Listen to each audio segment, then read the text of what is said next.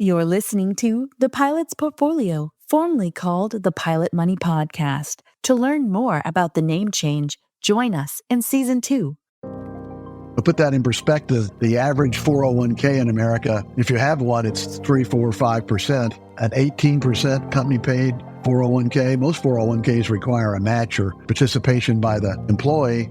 In this case, it's 100% paid by the company at 18%. That's like 4 times the national average on a paycheck.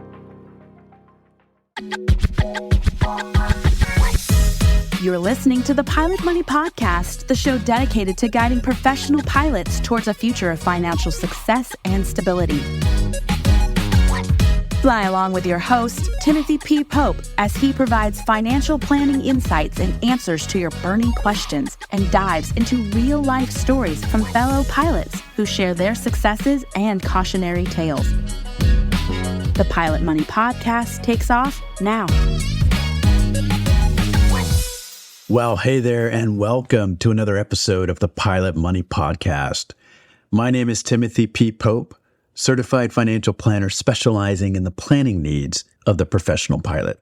I hope your 2024 is off to a great start. Joining me today is Kit Darby, and we have a fantastic conversation about pilot compensation. I thought as we launched the Pilot Money Podcast that it was necessary, required, to really talk about the compensation opportunity that professional pilots, and particularly in this conversation, airline pilots have at their fingertips. So to value your career, to stay healthy, to show up and fly the airplane, that's what we're going to talk about today. Now, Kit was very gracious in joining me for the launch of the Pilot Money Podcast to talk about this topic.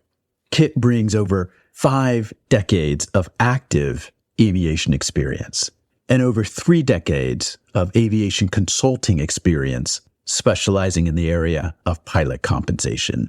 For the past 15 years, Kit is president of Aviation Consulting LLC, where he specializes in litigation support for, you guessed it, pilot career earnings. So there is nobody better to talk about airline pilot compensation. If there is an authority on the subject, it is Kit Darby. So with that, let's jump in to this conversation with Kit Darby from kitdarby.com and Aviation Consulting LLC. And be sure to stick around to the end, where I'll break down the top 3 things that I want you to think about from today's conversation. Let's jump in. Kit Darby, welcome to the program. We're happy to have you on the Pilot Money Podcast. Glad to be here. Thanks for the invitation. I'd love for you to share a brief background of your aviation experience. I see that you have over 23,000 hours. It spans military and civil. So I'd love for you to walk the listeners through where you've been in aviation and where you are today. Well, I entered the service out of college during the Vietnam War, not exactly by choice. Went off to Army flight school. They had mostly helicopters, as they still do, but they had a fixed-wing section, and I got some advice from an existing Army pilot to hold out for fixed wing. So I became a fixed wing Army pilot. I did that for 7, 8 years. Never actually went to Vietnam. I was supposed to, but they sort of started cutting back. So I stayed back, became an instructor, got lots of flight time. And as I was getting out, I was looking at the airlines. And right when I got ready to get out initially in 76, there was sort of a recession going on. So I stayed a couple of years and got out in 78. At that point, I got out, went to work for Braniff. I got my engineer ticket and a type rating on the GI Bill, and then got hired by Braniff, worked there as a DC-8 engineer and DC-8 co-pilot in just 9 months. But they grew rapidly and eventually failed. At that point, I worked in a family publishing business, which sort of got me into this part of it where I'm, providing information. Joined the Georgia Guard, flying my military airplane, the OV-1. And got hired the second time by Republic, which was, of course, eventually merged into Northwest. But I didn't know that. I didn't know who they were going to merge with. Their leader was a known merger meister. So I was pretty sure they were going to merge, and I couldn't be sure with who. So I went back in the job market, and I got hired by Capital for a little while, which was a military charter that went scheduled after Vietnam. And I was a DC-8 co-pilot and even a captain there in about a year. But they weren't a career position. So I was applying to the major airlines. I got hired by Piedmont, eventually merged to US Air, but I did not stay there. I also applied to United, which was a larger company with much better retirements. And I went to United. They had a strike in 85, and I was in the process of selection and training, and I elected not to cross picket lines in a primarily unionized business. So I got to work in more like 86 and spent 23 years there, progressed through the airplanes, retired as a 767 captain in 2007, and then went to work for Boeing, teaching here in Atlanta at the AirTran Training Center on the 737 and eventually the 717. The 717s went to Delta, and I was fortunate enough to go with them. So I spent 10 years at Delta after retirement at age 60, first initially on the 717, and then I began teaching the ATP CTP course, which is a new course required to get your ATP in the multi-engine airplanes. I did that for 10 years, and now I'm teaching that same course at a smaller school, Sanders Aviation, teaching the ATP CTP. So along the way, I got into the resume business and then the information business with a company called FAPA, Future Airline Pilots at the time, became Future Aviation Professionals. Worked there, grew the business from 300,000 to 3.6 million. Had a falling out with my partner, left, started my own. It grew to about the same size, 4 million or so, and 9/11 hit. And that was coming pretty close to my retirement age. So I downsized the business, and now it's myself and a few retired captains and resume writers, and we are a much smaller business. The business at its peak was 20,000 members. 80% of the people hired were members of the company, civilian or military. But today it's just a few of us, and we do resumes, application reviews, interview prep.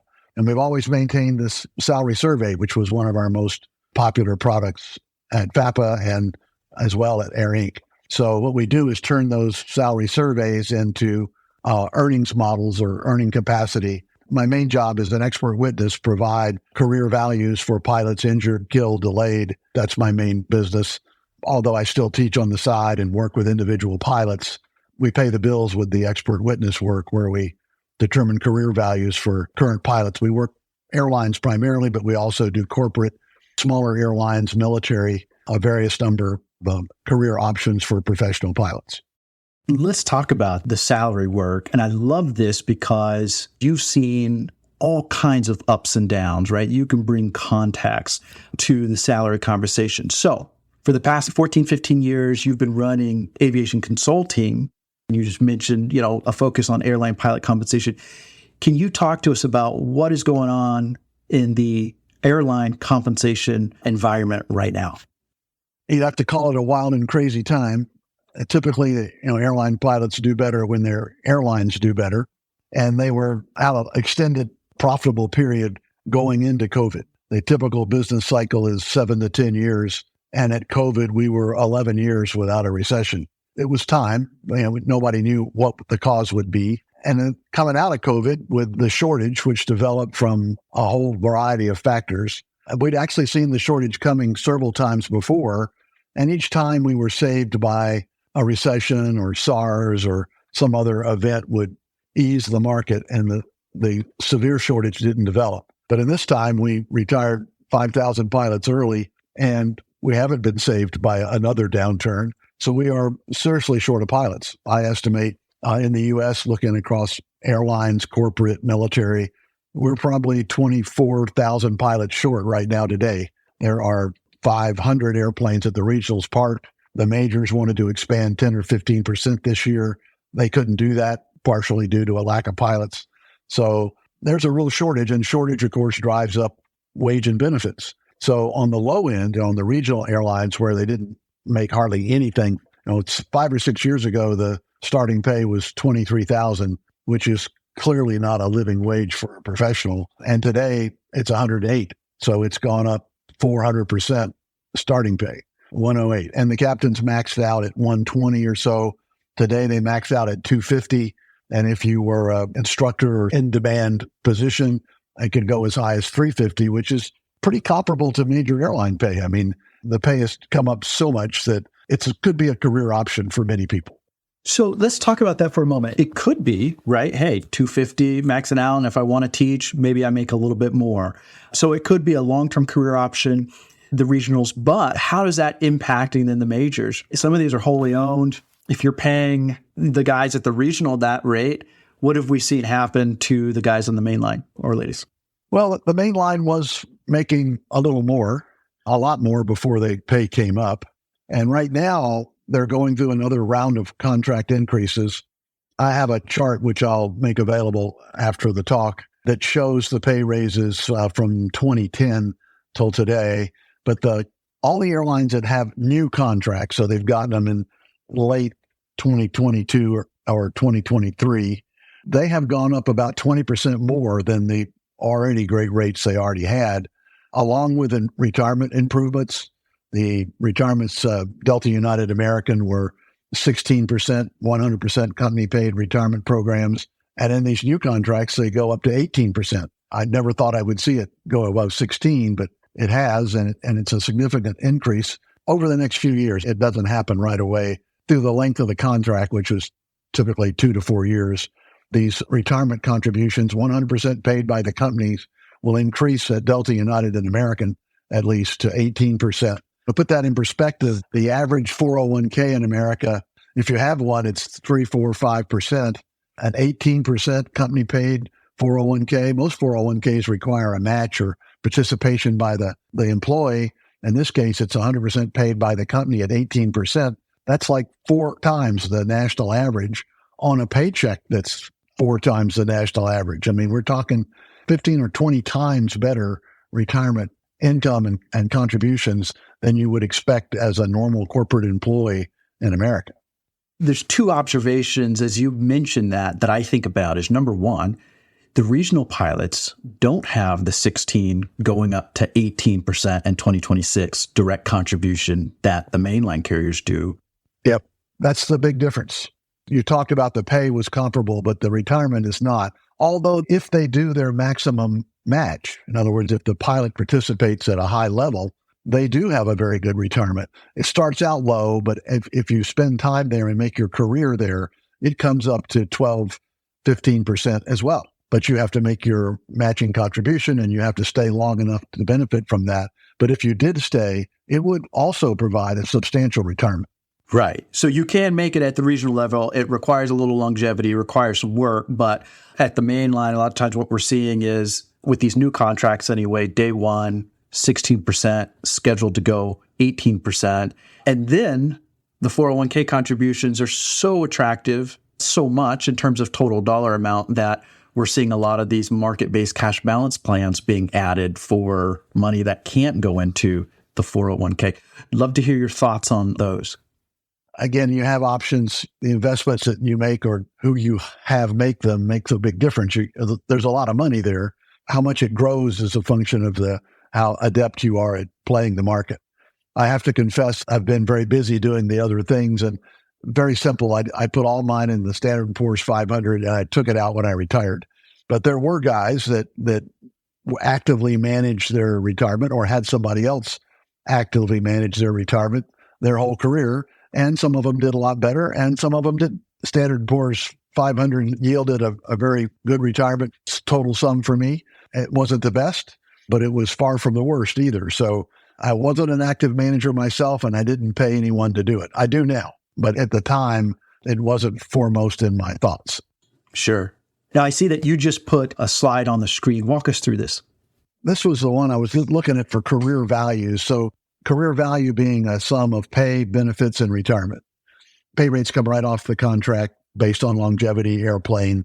Pretty easy to figure that out. And then you have to multiply it times your average flying, anywhere from 80 to 92 hours a month average for pilots, depending on the company. Some companies have 13, 28-day months, and they get the same amount of flying per month. Consequently, with an extra month, they end up with additional flying. So they might be the ones that would average 92 hours a month, where the actual FAA hard time limit, flying in the seat, 1,000 hours divided by 12 is 83, somewhere around 80, 85 hours for most people, a little bit more for those companies that have 13, 28-day months. So that's the pay element, the hourly rate times hours flown. And then benefits. And of course, benefits include retirement, but we have a specific formula for retirement. So we use that formula. Each airline's a little different, and we use that formula. And what's left are non-retirement benefits.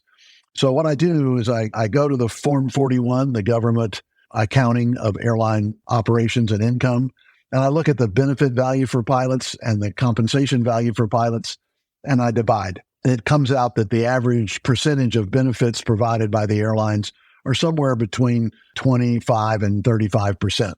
If you take away the 15% that's going into retirement, you end up with 15 or 20% non-retirement benefits. So that's what I use. And when you say benefits, are these tangible cash in your pocket benefits? No, those are insurance, medical, dental, life insurance, travel. And again, it's a sort of a buffet. You have different things you can elect to do. It depends on the size of your family, all that stuff. So rather than trying to figure out what each individual pilot does, I just take the total benefit value and divide it by the total compensation value. And that is the percentage that's being spent on benefits, regardless of how you might choose to use it. When I look at this chart, say I'm 40 years old, I'm in Charlotte. So let's say I fly for American. I'm going to fly till 65, so I've got another 25 years in the game. How much total value is the remainder of my career? What's that worth? That's a $10 million career. That's today's dollars. So it will be a much bigger number when you get it 25 years, some of it 25 years from now. But there's a number of accounting ways. When I go to trial with these things, some jurisdictions require that you increase it for the future raises and then decrease it for the inflation.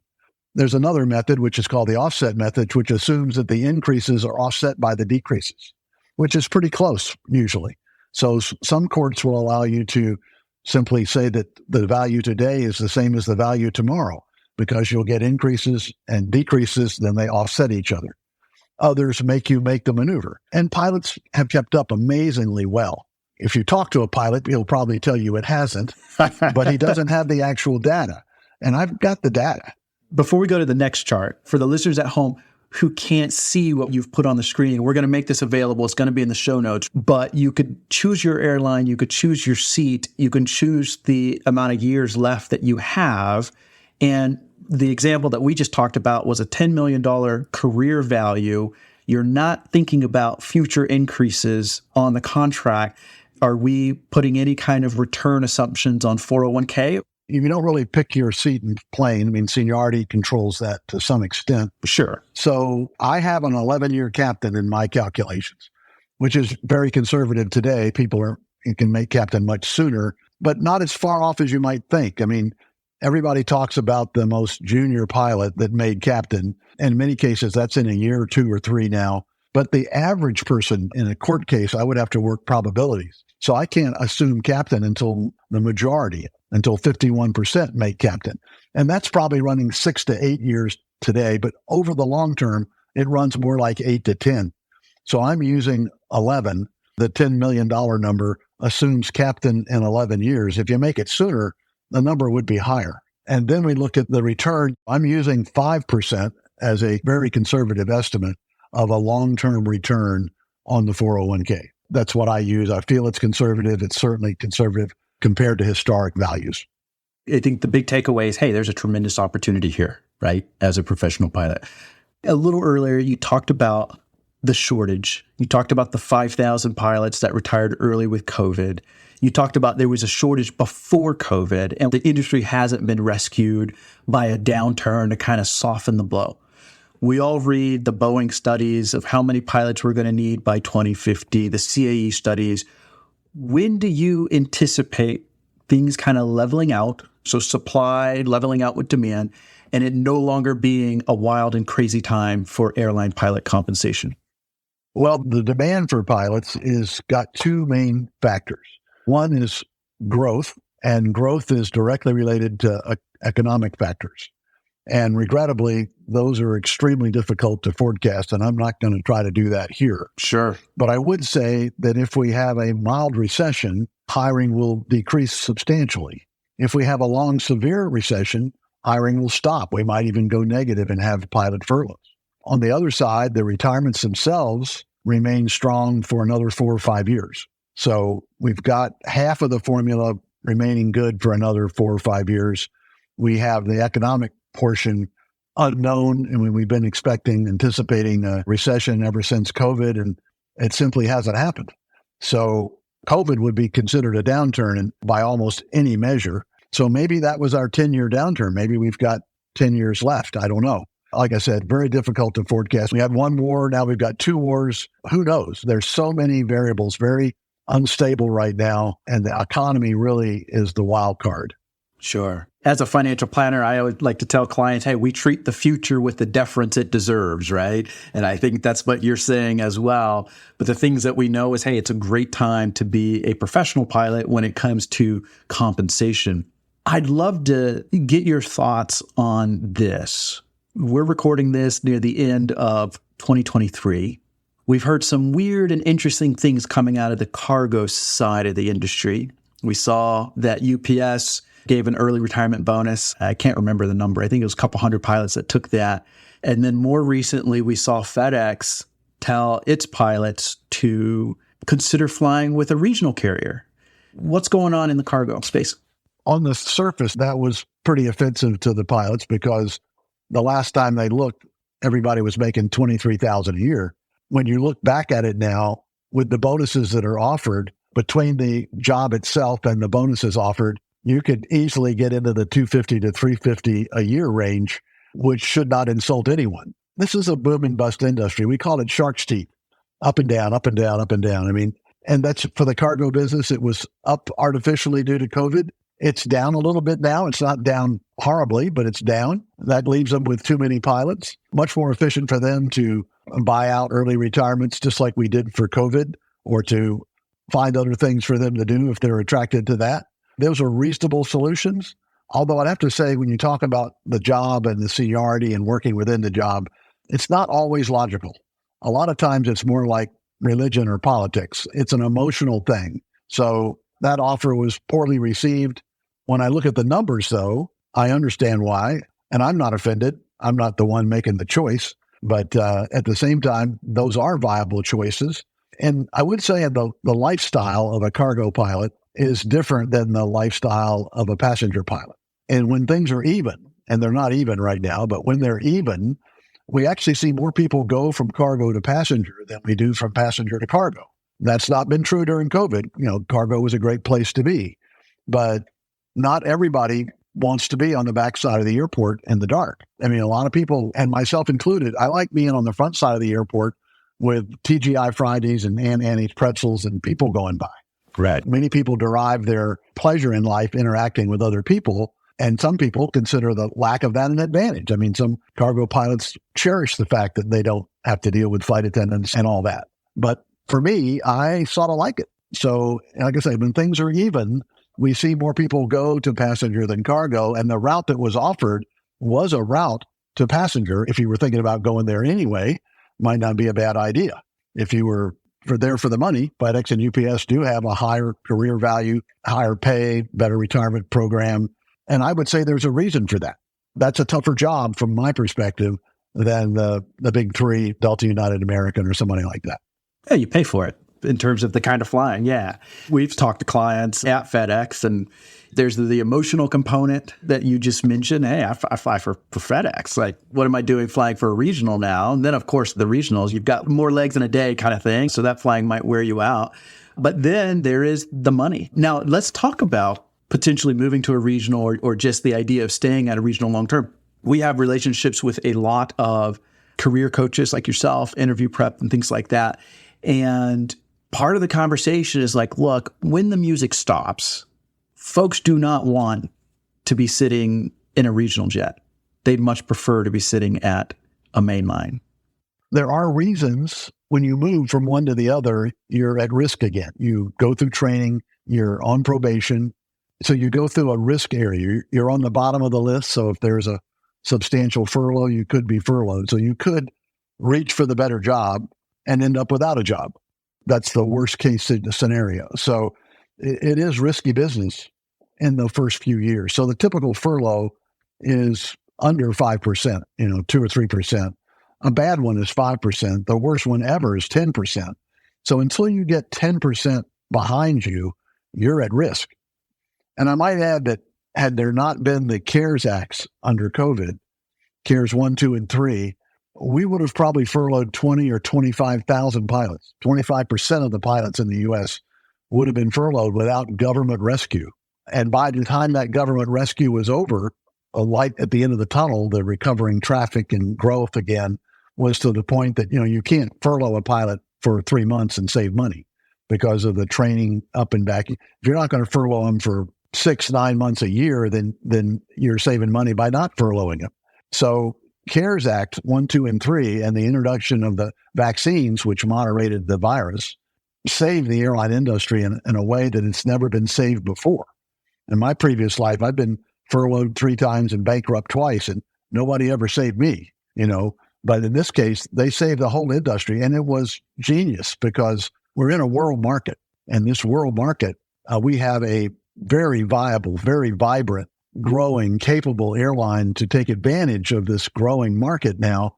And the rest of the world didn't do that. The rest of the world wasn't supporting their airlines and preventing furloughs and keeping the airplanes flying. They didn't do that. So we are in a very powerful position right now to take advantage of that market due to the incentives support from the government through the CARES Acts 1, 2, and 3. It's earned its spot in the history books there. Now let's talk about this. So with Aviation Consulting LLC, so the Pilot Money podcast, our audience and our listeners are the professional pilot, both the business aviation and airline. So how does the airline pilot use your services? So the other thing I do is work with individual pilots, their resumes, applications, and prepare them for interviews with a goal in mind of getting the job as soon as possible.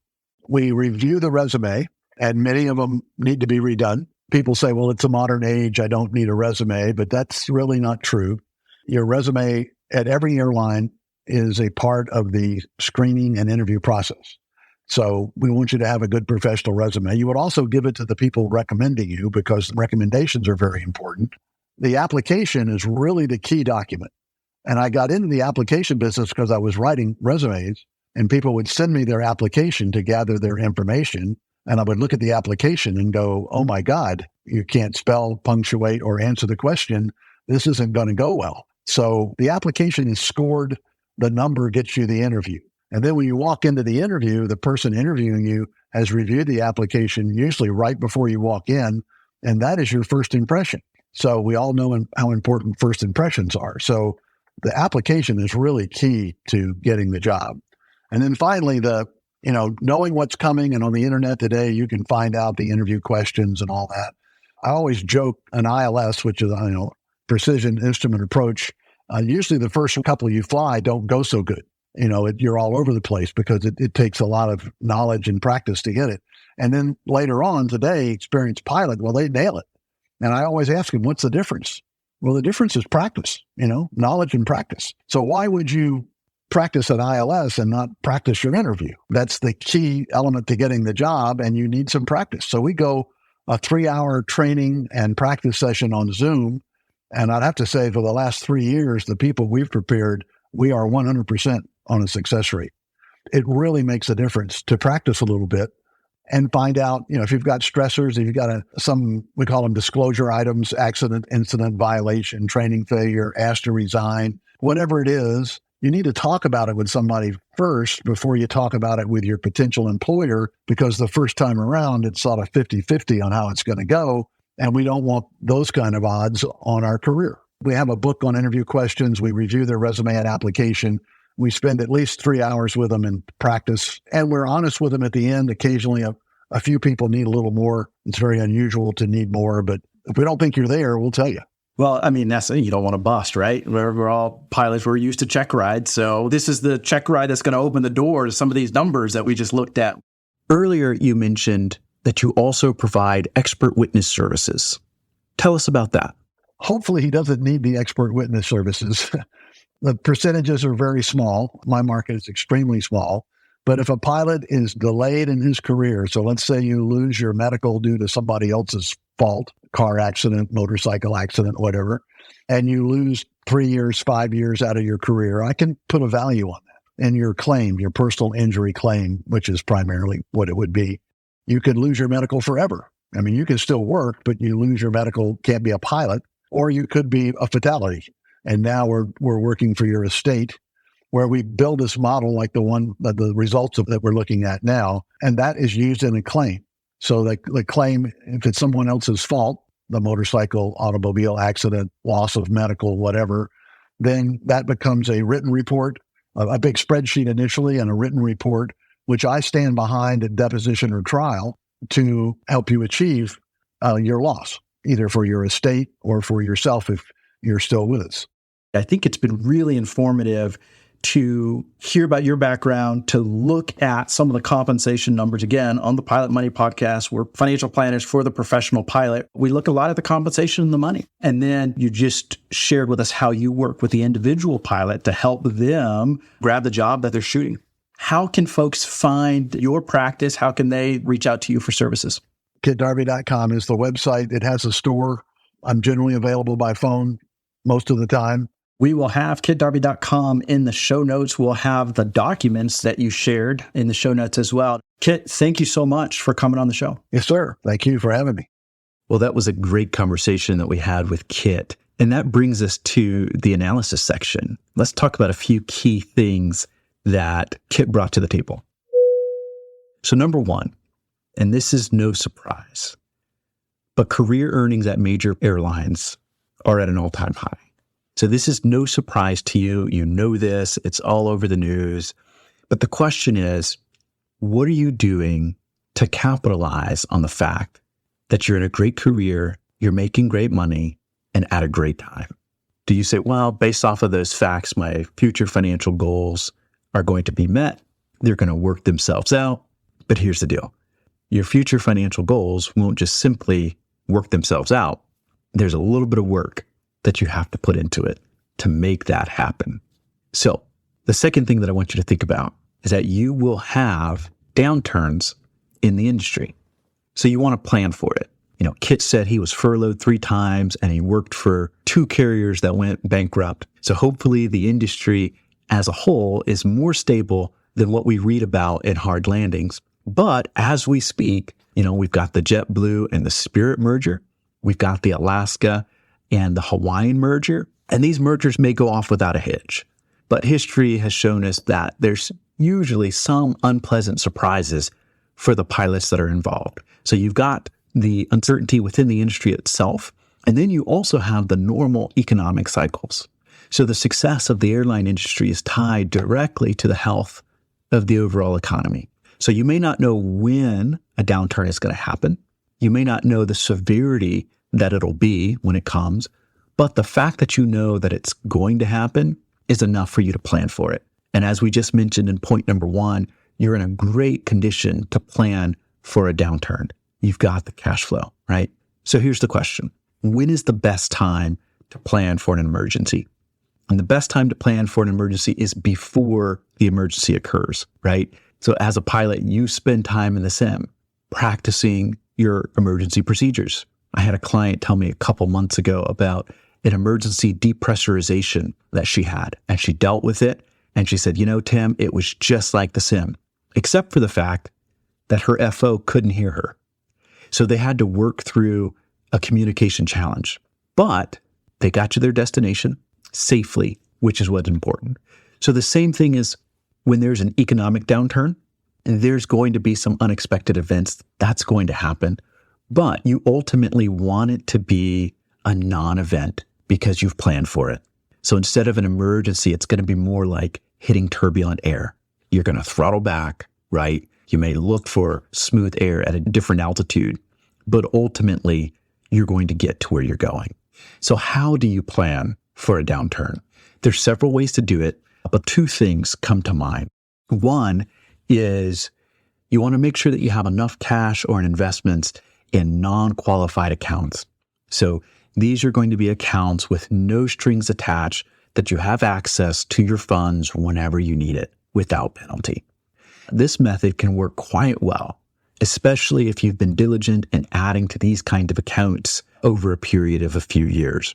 By the way, I'm not saying to sacrifice any of your retirement stuff.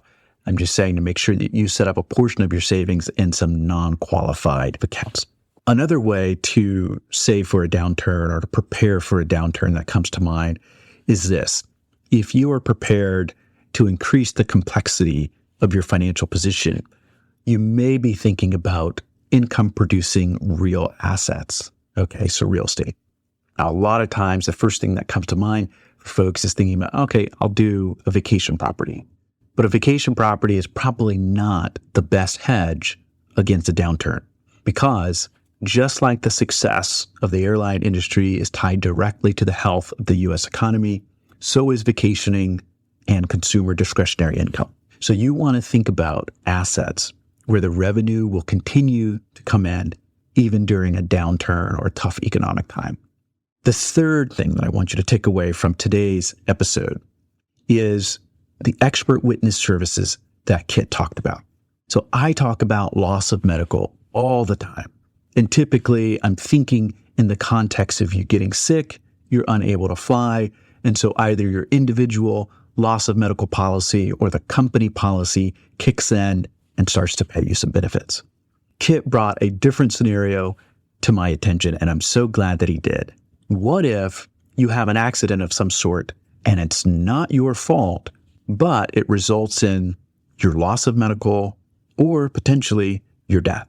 Now, as I'm thinking about this, a very well-known, well-followed, well-liked aviator went through this exact scenario. So the question you ask yourself is, who would you turn to put a value on the remainder of your career and to help make you whole? You would turn to an expert witness service, like what Kit talked about in our episode. And I think that every professional pilot should put in their just-in-case file a note about expert witness services, because this would be a traumatic time and a stressful time for you and your family. And if you take a small step now, right, you list the expert witness service out, you list out the contact information, that's one less thing that you have to think about if that situation ever came up for you. So, of course, this is something that you hope you never have to use, but in the event that you do, you or your widow or widower would be so grateful to know that these kind of services are in place and to know that it's available for you. So, the three things that I want you to think about for today's episode is 1, the career earnings at major airlines are at an all-time high. Take advantage of that. 2, you're going to have a downturn in the industry. Plan for it. And number 3, put the expert witness services on your radar. Put it in your just-in-case file. Thank you for joining this episode of Pilot's Portfolio. If you found this information helpful, spread the word and share it with a pilot buddy. Or if you have questions and there's something that you would like to hear discussed on the show, send us an email. You can find the address in the show notes. For those of you who are ready to learn how we help professional pilots with their financial planning needs, schedule an appointment. Until next time, keep the shiny side up, and we'll see you on the next episode. Pilot's Portfolio is hosted by Timothy P. Pope. Timothy P. Pope is principal owner of 360 Aviation Advisors. 360 Aviation Advisors is a registered investment advisory firm regulated by the state of North Carolina in accordance and compliance to the securities laws and regulations. 360 Aviation Advisors does not render or offer to render personalized investment or tax advice through Pilot's Portfolio. The information provided is for informational purposes only and may not be suitable for all investors and does not constitute financial, tax, investment, or legal advice. All investments involve a degree of risk, including the risk of loss.